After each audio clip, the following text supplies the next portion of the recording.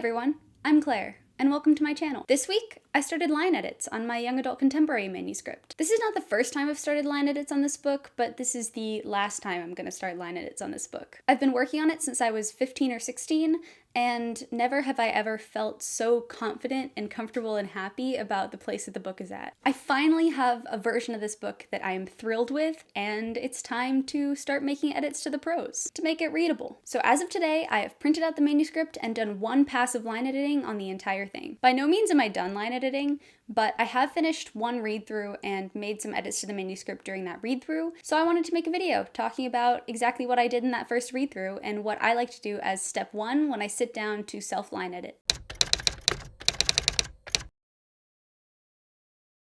So what is line editing? Line editing is editing focused on the way that your words, sentences, and paragraphs all fit together. Line editing is one step before copy editing, which is editing geared more towards the spelling and grammar mistakes that you make in your writing. Line editing focuses on the structure of your actual writing. This includes, do you use too many repetitive descriptions? Do all of your sentences have similar constructions? Do you tell instead of show a ton of emotions? The aim of line editing, at least to me, is to get my writing to a place where it doesn't distract readers from the story. I want my writing to be able to disappear behind the story I'm trying to tell and bring people into the world. I don't want people to be distracted by parts of my writing, and I want the words to be helping the story and making the story come to life in the best way possible. I'm going to be talking about self-editing today. I'm not going to be talking about professional editing. There are many great professional line editors out there who will work with you to help polish your manuscript. They can catch things that you can't see and make suggestions on ways to improve things like repetitive phrasing, or change up your paragraphs so they're just easier to read. I love working with my line editor. It's fantastic, but I'm going to be talking about self-line editing today, because before you give your book to a professional editor,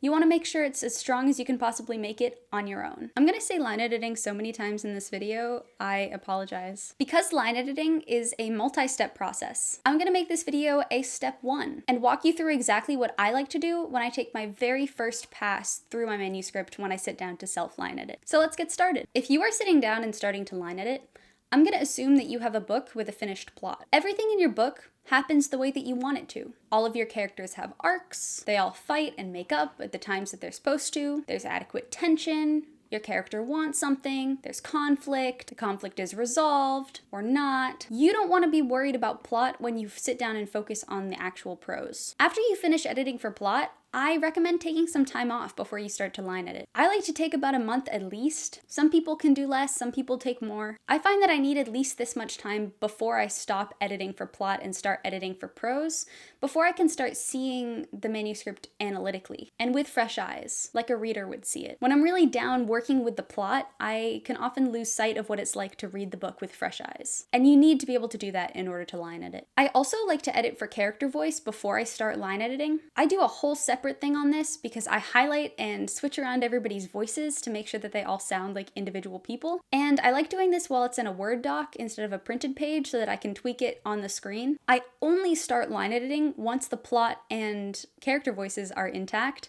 and I can just work on the descriptions and the way that I use words to bring people into the story. Not worried about the story itself. Which brings me to my first step, which is print the entire book out. The entire book. Go single-spaced if you want to save paper, be eco-friendly. This is part of the reason that I don't print out until I've edited all the plot things. Like, I don't want to be reading the book and just be like, oh my god, there are so many problems with this, I need to edit it right now. Which makes me go back and edit it, discard the entire printout, and reprint it out with all of the new tweaks involved. Because it just wastes paper. I don't want to have to do the big printout more times than I have to. You want to make sure that your book is readable and is not going to make your brain explode and cry. I love this step. It's so much fun to get to print the book out and to hold the entire thing in your hands and be like, oh my god, I wrote this. I did a little dance when I did it last week, it was awesome. Once you've printed the whole book out, you can go on to your next step, which is set expectations for your read-through. What do I mean by this? You are going to read this book, but you aren't going to read it for fun. There are some things that you want to achieve while reading this book. If you don't set expectations,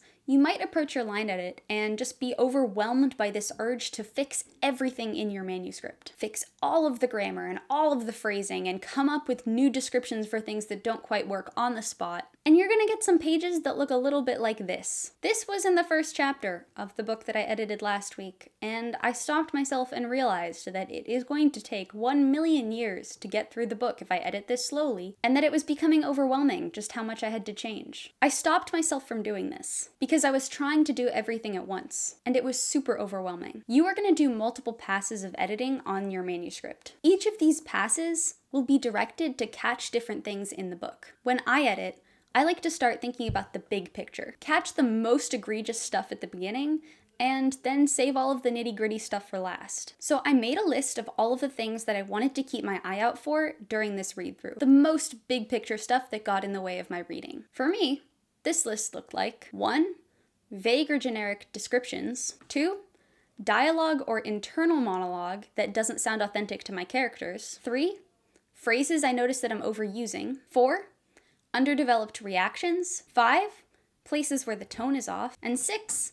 Really, any other big things that just made me go, something's not quite right about this thing. Things that just made me stop. A lot of people like to color code their line edit. I have done that before. I didn't do that for this one because I didn't have 6 different colored highlighters, and it didn't really end up being a problem. I just ended up highlighting everything in yellow or pink or whichever highlighter color I had on me while I was reading, and I know that when I go back to edit and incorporate these edits, I am gonna read the line and understood why it tripped me up. Like, if it's a generic description, I'm gonna know I highlighted it because it was a generic description. This was just my list of things that I focused on, so before you start reading, you need to determine a list and figure out what big picture stuff you know that you might struggle with in your writing and that you want to pay attention to on this first read through. I highly recommend including that 6th point, like anything that makes you stop while you're reading and just kind of cringe or like makes you think really hard when it shouldn't make you think really hard. Put that in there and highlight that because you're gonna have to change that because you don't want your readers to stumble on it. If you're stumbling on it and you're the one who wrote it,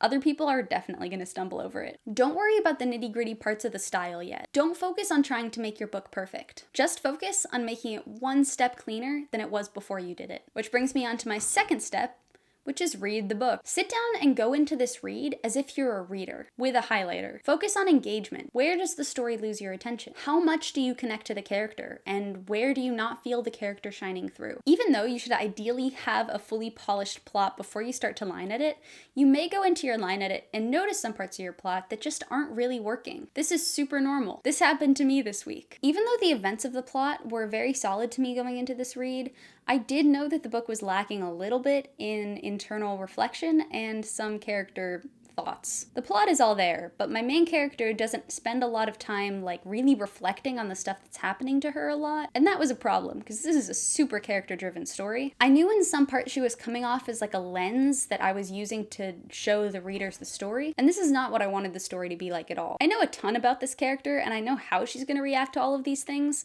so as I was reading, not only was I highlighting all the stuff that I'd previously identified, but I just took a pencil and in the margins I would say like more description here or more internal thoughts here.